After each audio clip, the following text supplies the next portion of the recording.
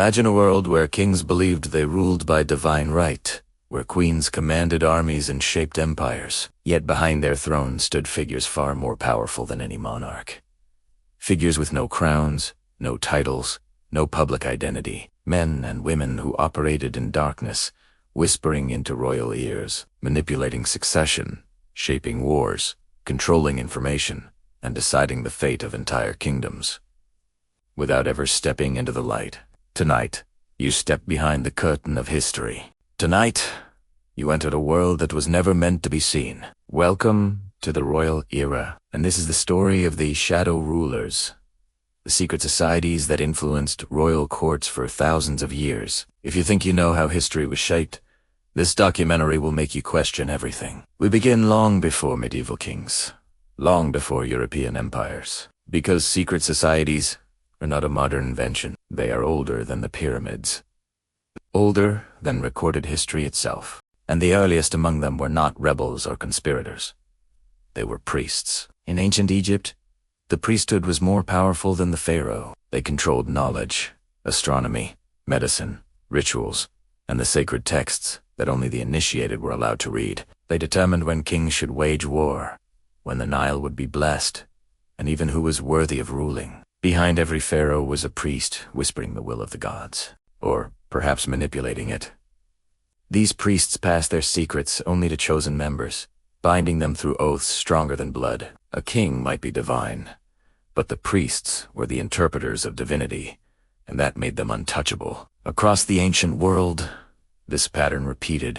In Persia, the Magi were not simply wise men. They were a closed brotherhood, masters of astrology, ritual magic, and political manipulation. Persian kings often refused to sign royal decrees unless the Magi approved. They controlled succession, influenced marriages, and advised on battles. To challenge the Magi was to challenge fate itself, and no king dared to take that risk. Then in China, another secret order emerged, the White Lotus Society. Officially, they were a religious group devoted to peace and meditation, but beneath that calm exterior, they were puppet masters of rebellion and political transformation. They helped kings rise, and they helped dynasties fall. Moritan Onse, the emperor himself, was forced to negotiate with them in secret, because the White Lotus had influence far beyond the palace walls. They communicated through symbols, hand histories, coded messages, and layers of hidden hierarchy. Even imperial spies failed to infiltrate them. In India,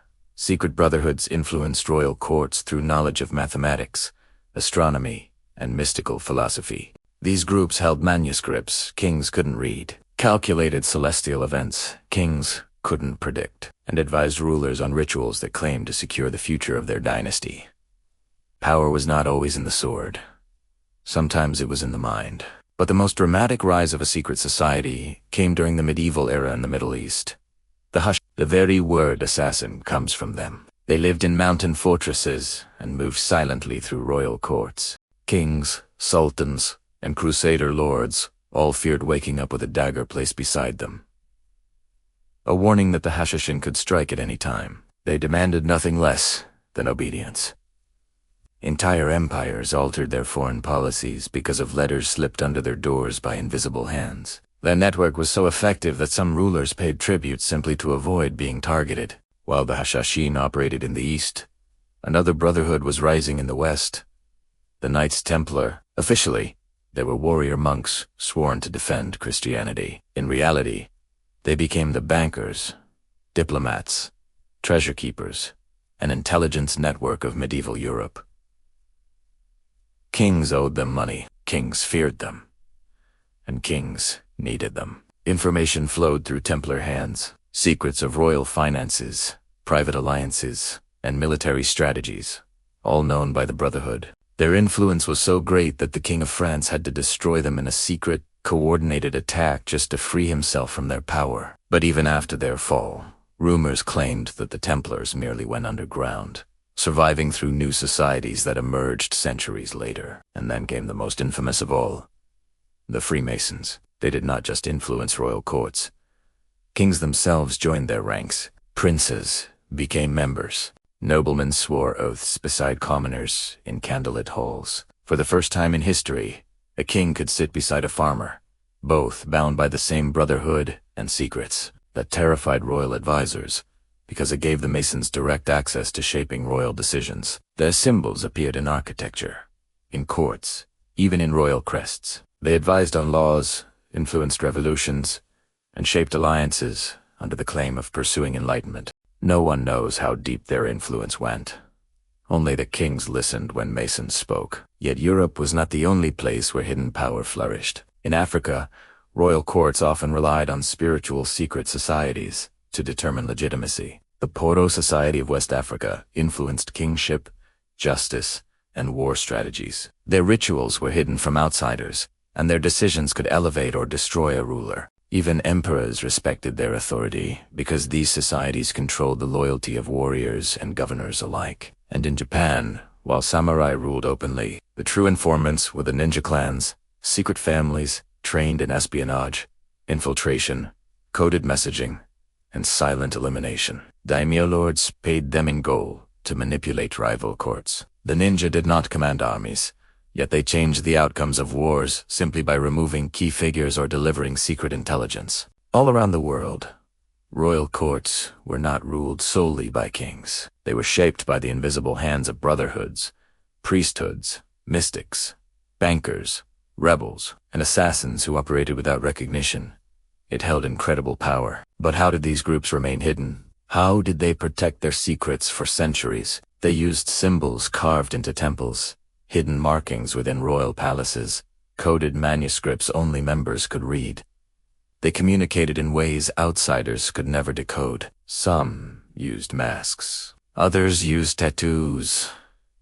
Many used sacred oaths that threatened death to anyone who revealed their secrets. Royal courts were full of whispers. If a king suddenly changed an advisor, the Brotherhood might have intervened. If a general was removed from command, a secret society may have judged him unfit. If a queen mysteriously disappeared from historical records, someone in the shadows may have decided her fate. These societies shaped marriages between royal families, brokered peace agreements, even decided which heirs were legitimate. History remembers the kings, but it rarely remembers the whisperers behind them. Some societies protected kingdoms, others manipulated them. Some sought knowledge, others sought power. A few believed they were protecting humanity from its own rulers, and some simply believed they were destined to rule from the shadows. In every royal court, at every moment of history, there were two governments, the one that people saw and the one that operated in silence. And that hidden government may still exist today. Before we close, remember this power does not always belong to those who hold the throne. Sometimes it belongs to those who stand behind it. Unseen, unheard, yet always present. If you found this documentary eye-opening and want more untold history, deeper revelations, and mysteries the world tried to bury, make sure you like this video and subscribe to the Royal Era. Your support helps us keep uncovering the hidden truths of our past. Thank you for watching, and I'll see you in the next investigation into the secret world behind the throne.